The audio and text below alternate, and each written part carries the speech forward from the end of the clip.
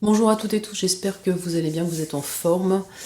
Aujourd'hui, on va voir le pervers narcissique et les cadeaux. Avant de commencer cette vidéo, si vous n'êtes pas encore abonné, je vous invite à le faire en cliquant sur le bouton s'abonner et puis en cliquant sur la petite cloche de notification. C'est parti pour le sujet du jour. Alors, j'avais déjà fait une vidéo sur ce thème-là, le pervers narcissique et les cadeaux. Je tenais à me revenir là-dessus parce que j'avais quand même des éléments à rajouter. Mais cette fois, du côté de la victime. C'est-à-dire que quand on est avec le pervers narcissique, on a constamment envie de lui faire des cadeaux, on a envie de lui faire plaisir. C'est simple, on a l'impression effectivement d'être avec un enfant, et c'est le cas, c'est un enfant. Le pervers narcissique est un enfant pervers polymorphe, je le rappelle, un enfant dans la toute-puissance, qui n'a pas appris à grandir comme vous en tant qu'adulte. Vous êtes mature sur le plan psychologique, alors que lui, il est resté à un âge d'enfant. Donc lorsque vous êtes avec le pervers narcissique, vous faites tout pour lui faire plaisir. Vous êtes tellement accro, c'est votre drogue, et je dis bien drogue puisque c'est clairement une emprise que vous avez avec elle ou lui. Ce n'est pas une relation, c'est un lien nocif, toxique, que vous entretenez avec lui ou elle. Lorsque vous êtes avec cette personne, par exemple, vous avez une Saint-Valentin qui se prépare, son anniversaire, Noël.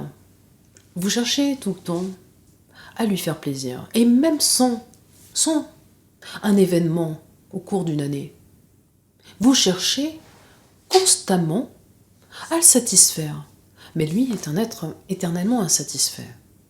Et ce que j'ai remarqué lorsque j'étais en lien avec PN, je pouvais faire des cadeaux à me ruiner.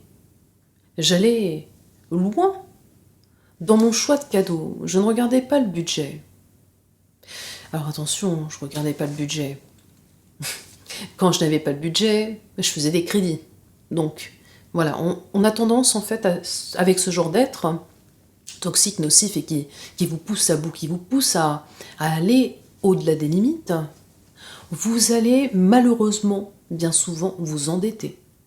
Parce que il vous poussera à le faire, il vous poussera à le faire dans le sens où ce sera très pernicieux et il vous dira écoute, si tu me fais pas plaisir là, si tu m'achètes pas ci, si tu m'achètes pas ça, si tu fais pas ci ou ça, ce sera terminé.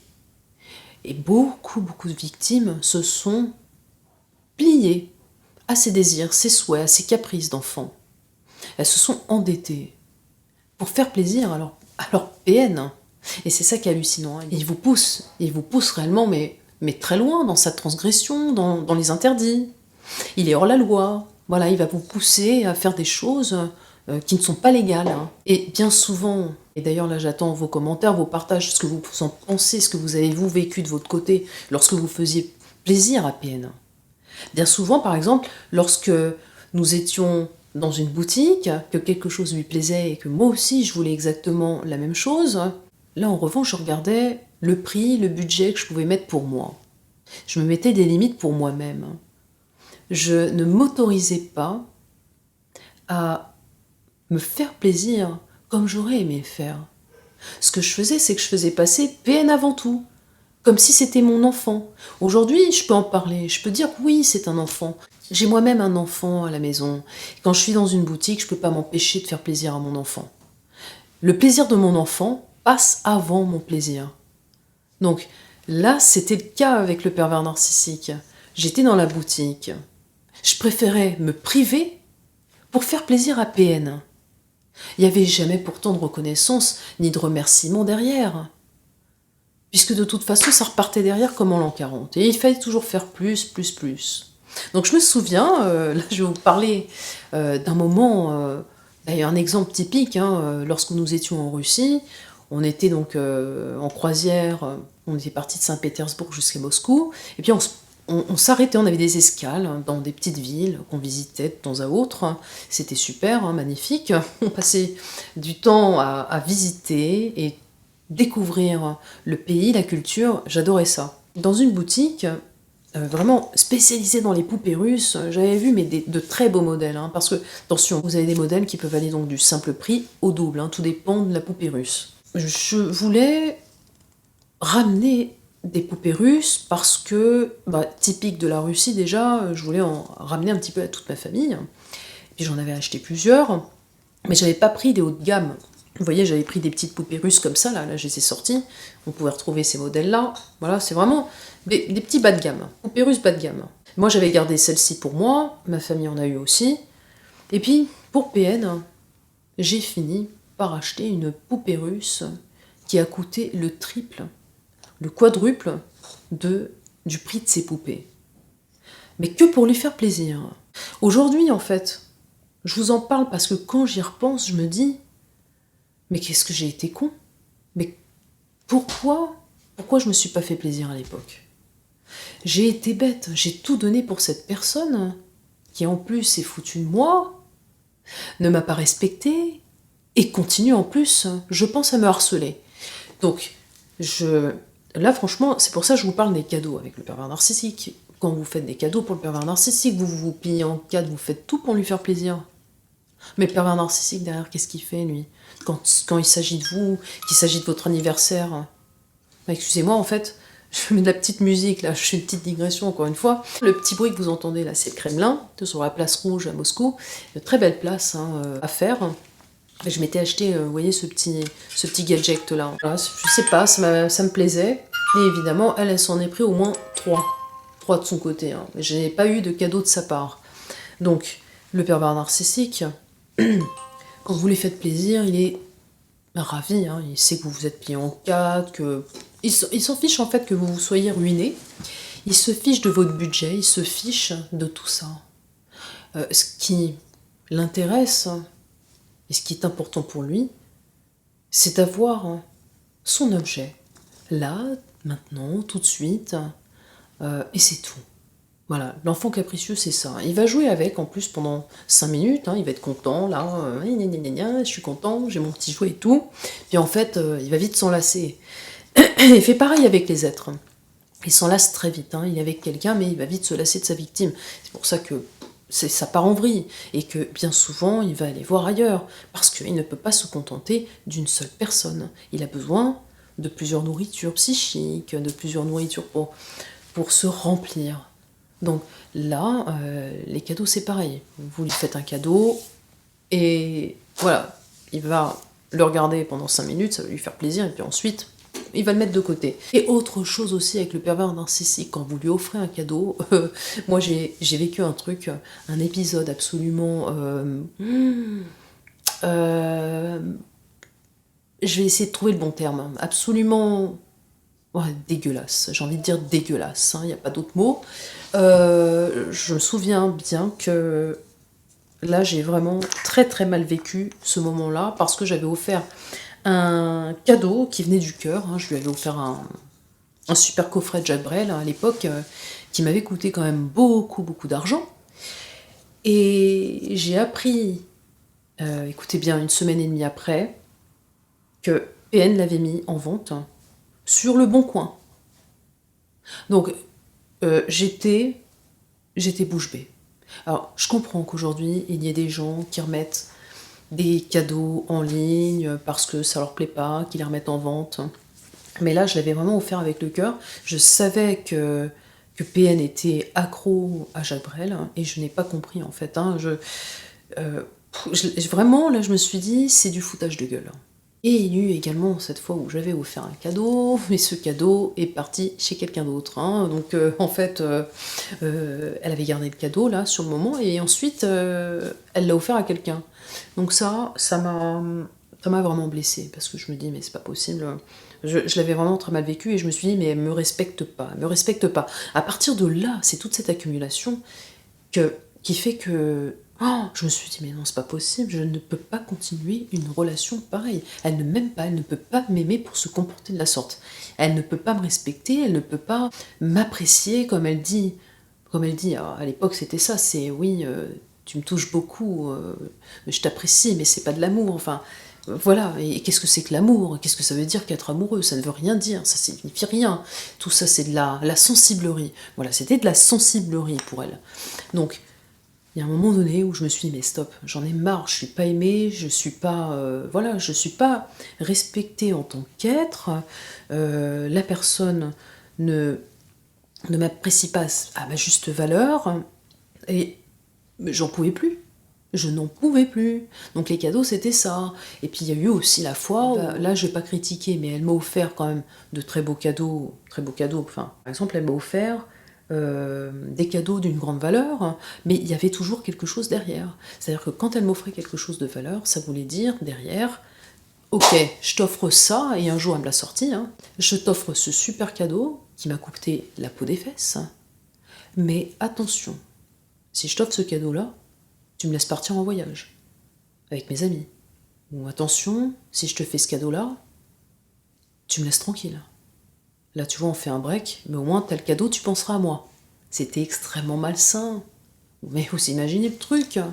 Il y avait toujours quelque chose derrière. C'était toujours calculé.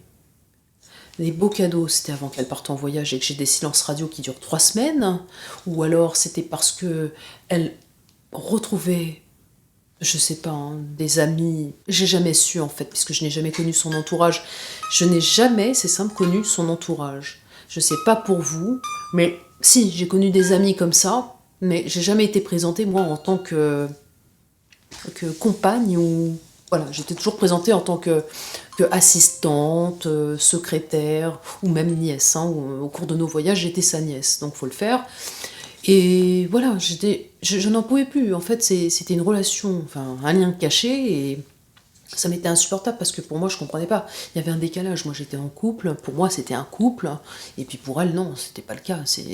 Pour elle, c'était une relation comme ça qui lui servait à quelque chose. Parce que c'est clairement ça. Je lui étais utilitaire. Il faut dire ce qui est. Voilà. Il faut pas avoir peur des mots, les amis. Parce que quand vous êtes en lien avec une telle personne, un être nocif, toxique, il se sert de vous. Vous ne lui êtes qu'utilitaire. Vous pouvez lui servir de chauffeur, de taxi, hein, parce que ça c'était aussi ça, hein, je lui servais de chauffeur pour aller d'un endroit à l'autre, je lui servais de compagnie pour partir en voyage, pour aller faire ses courses, pour porter les sacs, je lui servais de tout en fait, hein. Je lui servais aussi, ah oui, comment dire, quand elle volait dans les magasins, voilà, il fallait que je vole aussi avec elle, parce que sinon j'étais nulle. Hein, je baissais dans son estime, j'étais pas capable de faire quoi que ce soit. J'étais immature, en gros, que je ne m'assumais pas, et que j'étais complètement bloquée. Donc, pour lui prouver le contraire, hein, qu'est-ce que je faisais? Eh ben, je volais. Voilà, je volais, donc pour lui faire plaisir. Mais aujourd'hui, quand j'y repense, je me dis, mais attends, mais c'est de la folie. C'est de la folie. Ils vous mènent mais, par le bout du nez, ils vont vous faire n'importe quoi, qui vont vous amener à être face à la justice. Hein. Donc voilà, les cadeaux avec le pervers narcissique, c'est ça. Il a un rapport aux cadeaux, un rapport aux autres, aux êtres. De toute façon, c'est son problème à lui. Il ne peut pas être en lien, clair, honnête, sain. Tout est tellement calculé que forcément, les cadeaux, tout est calculé. C'est pareil, c'est pas dans la spontanéité. On n'est pas dans la spontanéité. Et un autre exemple typique que je vais vous donner, un dernier, hein, au sujet des cadeaux. Quand, par exemple, le PN était invité dans ma famille, mais là, il fallait le faire, pour ne pas arriver les mains vides, hein, c'est arrivé une fois, pour ne pas arriver les mains vides, PN prenait une boîte de chocolat, planquée dans son placard depuis belle lurette, hein, et ce soir-là, je lui ai dit, mais attends, tu vas pas apporter des petits chocolats comme ça, c'était des petits chocolats pour le café, hein, vous voyez, des petits chocolats carrés. Après, c'est l'intention qui compte, hein, vous me direz, mais là, j'ai regardé la date, hein, parce que moi je suis quand même très à cheval sur les dates de péremption, et ce que je vois, c'est que les chocolats étaient périmés au moins d'1 an. Et je lui dis, mais attends, tu vas pas apporter ça dans ma famille, les chocolats sont périmés. La réflexion, c'était, mais oh, mais on s'en fout, c'est du chocolat, ça se périme pas le chocolat. Attends, c'est bon, tu vas pas nous chier une pendule. Hein. C'était tout le temps ça. Hein. Et Est-ce que toi, tu les aurais mangés, PN? Bah oui, non. Alors ça, c'est pareil, je referai une vidéo là-dessus. Mais PN, les dates de péremption, alors là, il en a rien à faire. Il peut manger des trucs périmés, il s'en fout. Du moment qu'il a faim, qu'il faut qu'il se remplisse l'estomac, même s'il est malade à en crever, je sais pas, je sais même pas s'il a conscience en fait, hein, mais c'est... Non, c'est pas possible. Hein. C'est pas possible. Mais je ferai une vidéo là-dessus, sur le pervers narcissique et les produits périmés. Parce qu'il est quand même adepte à ça. Hein. Et c'est pas que des produits, c'est pas que de la bouffe. Hein. Ça peut concerner aussi des crèmes pour le visage, des crèmes de massage, des crèmes pour le corps, enfin plein de choses. Hein. Ça peut concerner énormément de choses, mais ça ne le gêne pas. Non, ça ne le gêne pas. Mais je vous raconterai une petite anecdote justement sur une vidéo que j'intitulerai Le pervers narcissique et les produits dépassés.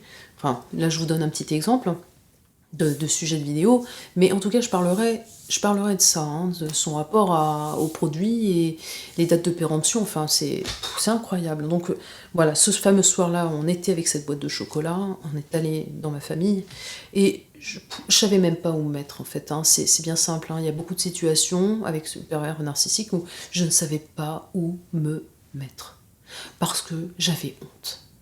J'avais honte. Et les chocolats, quand c'est périmé, on le sent. On sent un chocolat qui est dépassé. Enfin, je veux dire, il n'a plus la même couleur, et puis le goût, c'est infect. Enfin, moi, je jette les chocolats qui sont périmés, c'est pas possible. Alors certes, si vous le trempez dans le café, que vous n'y voyez que du feu, vous n'avez pas regardé la date, ça peut passer. Mais quand vous mangez un chocolat périmé, excusez-moi, c'est... Il y a des produits, on peut pas tricher dessus, et ça peut rendre malade.